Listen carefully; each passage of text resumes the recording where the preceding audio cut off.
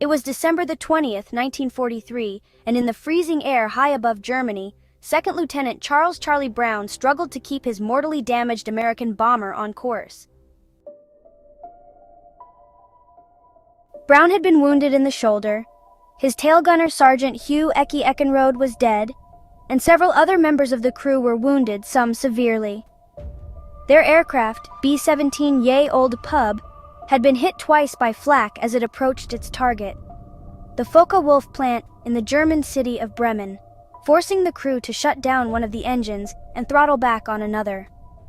This had left it lagging behind the main formation of aircraft from the 379th Bombardment Group, and groups of German fighters had closed in like sharks, sensing blood in the water. Up to 15 fighters had attacked the bomber, and the whole tail section was shot to pieces. The nose cone was missing. The electrical, hydraulic, and oxygen systems were damaged. The radio was out, and the entrails of the crippled bomber flapped in the slipstream through gaping rents in the fuselage. But B-17s are tough old birds, and this one somehow kept on flying despite the damage. Brown blacked out for a short time due to pain, loss of blood, and a lack of oxygen, and the bomber spiraled towards the ground. Brown came to and realized that the B-17 was only a few hundred feet above the ground. He somehow managed to get it back under control and turned west, towards England and safety, 250 miles away. Brown wasn't able to coax the B-17 much above 1,000 feet, and he was vaguely aware that he had passed close to the perimeter of a German airfield. Soon after, he realized that a German Messerschmitt Bf 109 was flying in close formation beside him. It was so close that Brown could see the German pilot as he gestured towards the ground, telling Brown to set the bomber down. Most of the B-17's gunners were wounded. Only a few guns were still working, and none were able to shoot at the enemy fighter alongside. Brown could only look at the German pilot and shake his head. For a short time, the Messerschmitt flew beside the bomber. Then it slid away, above and behind.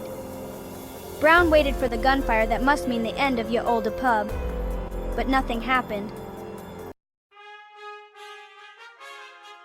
He realized to his astonishment that the German fighter was flying escort on the B-17.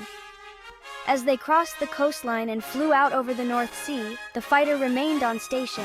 Only when they were well out from the German coast did the fighter slide in again, close to the bomber. Brown looked across. The German pilot looked back at him, raised a gloved hand in salute, and then swung his aircraft away, back towards the east.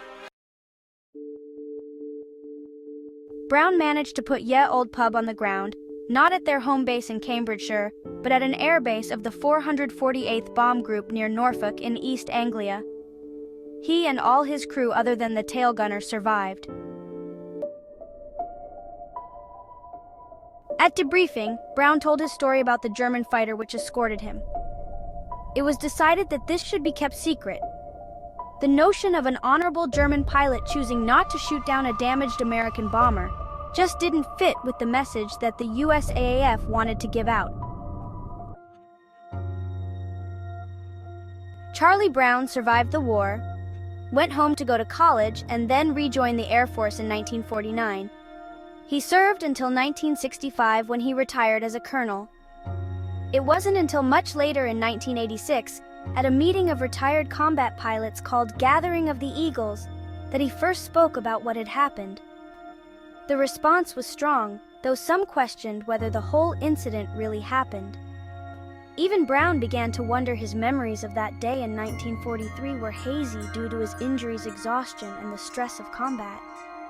Could he be remembering it all wrong? Brown decided that he was going to find the German pilot involved, if only to prove that he hadn't imagined the whole thing. It took 4 years, but in 1990, Brown finally received a letter from a man named Stigler who was living in Canada. Stigler explained that he had been the pilot of the German fighter who had escorted Ye Olde Pub. On December 20th, 1943, Franz Stigler had been a 27-kill veteran pilot. He had flown against American bombers in his Messerschmitt Bf 109 G6 that morning, and he was refueling on the ground when Ye Olde Pub passed close by. He took off intending to shoot down the American bomber.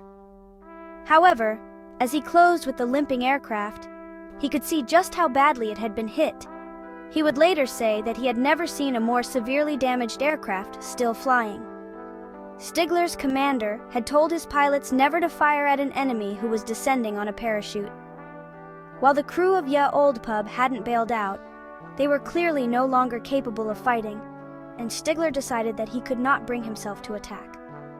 Instead, he flew alongside and gestured to Brown to land. He just simply couldn't imagine that the crippled aircraft could possibly make it back to England. When Brown refused, Stigler made an extraordinary decision.